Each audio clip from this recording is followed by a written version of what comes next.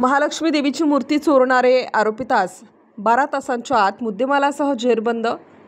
Panchavati police ठाण्याच्या गुन्हे शोध पथकाची उल्लेखनीय कामगिरी।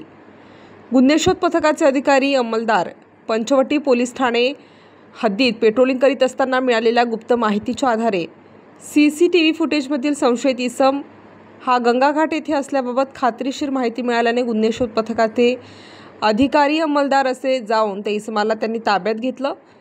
त्याचे नाव विचारले असता नाव अन्सार रहीम अख्तर वय 36 वर्ष असे सांगितले।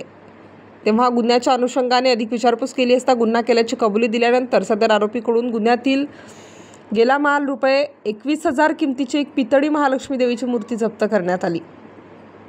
सदरची उल्लेखनीय कामगिरी पंचवटी विभाग नाशिक शहर वरिष्ठ पोलीस निरीक्षक गजेंद्र पाटील पंचवटी पोलीस ठाणे यांच्या मार्गदर्शनाखाली पंचवटी पोलीस ठाणेकडील गुन्हे प्रकटीकरण शाखेचे अधिकारी सहाय्यक पोलीस निरीक्षक सतीश शिरसाट व अंमलदार सहाय्यक पोलीस उपनिरीक्षक संपत जाधव, पोलीस हवालदार शिंदे, पोलीस हवालदार महेश नांदुर्डीकर, पोलीस हवालदार काळे, पोलीस नाईक लोणारे, पोलीस शिपाई गायकवाड, पोलीस शिपाई कुणाल पचलोरे, पोलीस शिपाई अंकुश काळे, पोलीस नाईक जयवंत लोणारे, पोलीस अंमलदार परदेशी, पोलीस अंमलदार बहीकर, पोलीस शिपाई वायंकडे, पोलीस शिपाई चितळकर, पोलीस शिपाई पवार, महाराष्ट्र पोलीस शिपाई शिंदे अशांनी ही कारवाई पार पाडली आहे।